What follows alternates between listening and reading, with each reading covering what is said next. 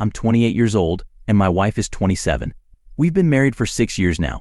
One thing that's been driving me crazy is that every time we have a fight, she just shuts down and stops talking to me for days. It's like she's giving me this silent treatment, and it leaves me feeling frustrated and unsure of what to do. I'm never sure if I'm the one who's wrong or if she's overreacting. It's like we're stuck in this cycle, and I don't know how to break free from it. After our latest fight, I'm feeling lost and unsure of what to do next. I've noticed a pattern in our fights. Whenever we disagree, my wife just freezes me out. She stops talking to me and also stops taking care of the household chores. It's like she's punishing me, but it ends up affecting our whole home. Yesterday was a perfect example. I was on a video call with my mom, showing off our 11-month-old son. My sister dropped by and joined the call, and my mom asked me to give her a tour of our son's room. I was hesitant at first, but my mom insisted. When I showed them the room, I was embarrassed. It was a mess. Clothes were scattered all over the floor, and it looked like a tornado had hit. I tried to brush it off, saying it was just a bit messy, but deep down, I knew it was more than that. The room was a reflection of our chaotic lives, and I felt ashamed. I tried to downplay the mess, saying it was just a little dirty, and my mom surprisingly said it was fine. She didn't seem to mind, so I thought that was the end of it.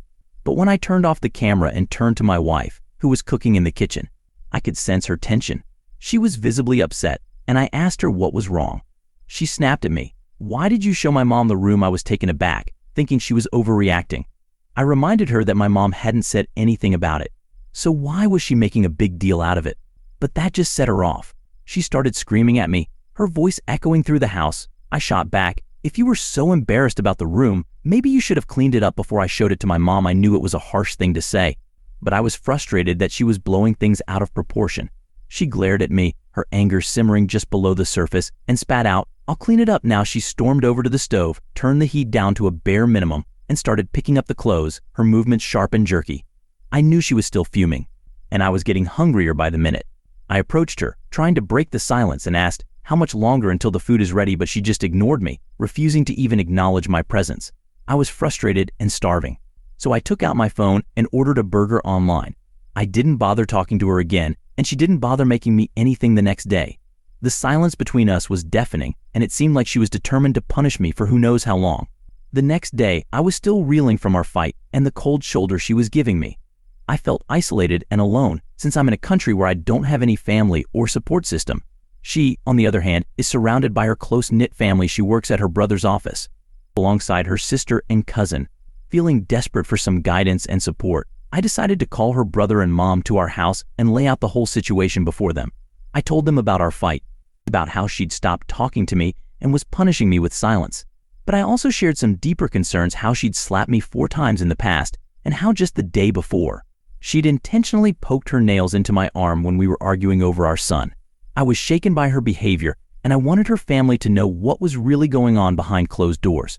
But as I shared my side of the story, her brother's expression changed from concern to anger. Her sister, who had been quietly listening until then, burst into tears and started telling her family about how I was always rude to her, how I yelled at her constantly, and how I was the one who always started our fights. I was taken aback. I knew we had disagreements, but I didn't think I was a monster. I asked her to give me an example of when I had yelled at her, but she just sobbed and said, "You always talk to me like that. Like you're yelling at me." Her brother and mom tried to intervene, telling us to just be nice to each other and work things out, but the damage was done. They left our house, leaving us in an uncomfortable silence. We still hadn't spoken to each other, and as we prepared for bed, she got up and went to another room. I could hear her crying uncontrollably from our room, and it broke my heart. I didn't know what to do or how to make things right between us. I'm at my wit's end. I don't know how to resolve this situation or make things right between us. In a moment of desperation, I told her brother and mom that I didn't want to live with her anymore. I felt trapped and suffocated by our toxic dynamic. But her brother got angry again, and I felt like I was being blamed for everything. Now, she's crying uncontrollably in the other room, and I'm left feeling helpless and unsure of what to do. That's why I'm turning to you. Please, can you offer some perspective? Am I the one who's wrong? Or is she? Is there a way for us to move forward and fix our relationship, or are we beyond repair? I need some guidance and support to navigate this difficult situation. Story 2. I'm just a few months away from graduating with a Bachelor of Arts degree, and I've been feeling a mix of emotions.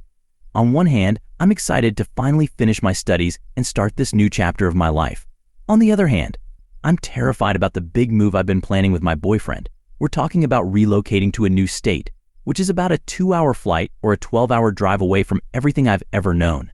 The thought of leaving my family, friends, and familiar surroundings is giving me serious anxiety. To make matters worse, I've been struggling to find a job in my field.